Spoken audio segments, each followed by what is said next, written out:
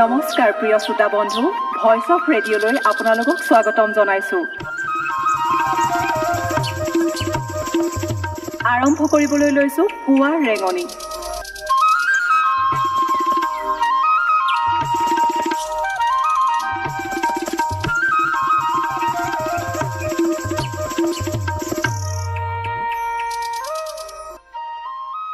আজি 2021 চনৰ জুন মাহৰ 20 তাৰিখ দেওবাৰ।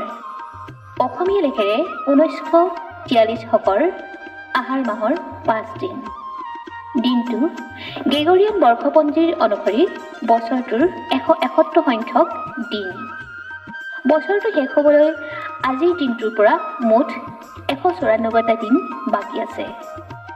আজিৰ দিনটোৰ সূৰ্যোদয়ৰ সময় হ'ল পুৱা 4:54 আৰু সূৰ্যাস্তয়ৰ সময় হ'ল আবেলি 6:21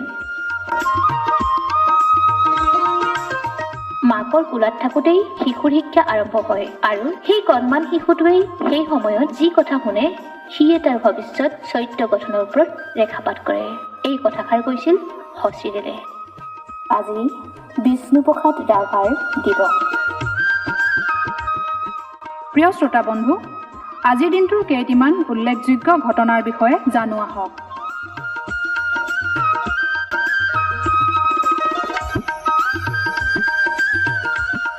আজি কবি, গীতিকাৰ আৰু লোকসংস্কৃতিৰ গৱেষক নিৰ্মল প্ৰভাৰ বৰদলৈ উপজা দিন।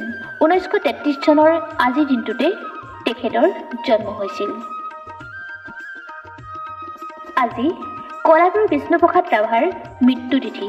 কবি, সাহিত্যিক, নাট্যকাৰ, সংগীতজ্ঞ, নৃত্যবিদ, চিত্ৰকৰ, অভিনেতা আৰু মুক্তিযুঁজাৰু ৰাভাদেৱৰ মৃত্যু হৈছিল 1969 চনৰ আজিৰ দিনটোতে।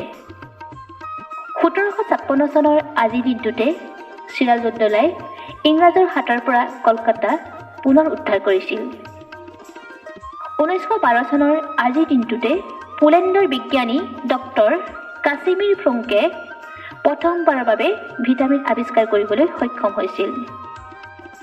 1974 চনৰ আজিৰ দিনটোতে চেকোস্লোভাকিয়াই ইউৰোপীয় ফুটবল চেম্পিয়নশ্বিপ জয় কৰিছিল। 1947 চনৰ আজিৰ দিনটোতে বংগ আইন সভাত বাংলা বিভাজনৰ প্ৰস্তাৱ গৃহীত কৰিছিল। 1875 চনৰ আজিৰ দিনটোতে জাপানে প্ৰশান্ত মহাসাগৰত অৱস্থিত ওকিনাৱা দ্বীপ দখল কৰিছিল। 1858 চনৰ আজিৰ দিনটোতে ব্ৰিটিছে গোৱালিয়ৰ দুৰ্গ দখল কৰাত চিপাহী বিদ্ৰোহৰ অৱসান ঘটিছিল। 1837 চনৰ আজিৰ দিনটোতে ৰাণী ভিক্টোৰিয়াই সিংহাসনত আৰোহণ কৰিছিল।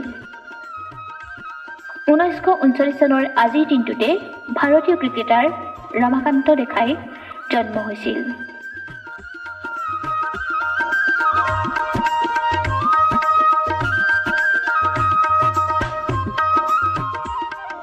প্ৰিয় শ্ৰোতা বন্ধু, এই চেনেলটো ছাবস্ক্ৰাইব, লাইক আৰু কমেণ্ট কৰিবলৈ নাপাহৰিব।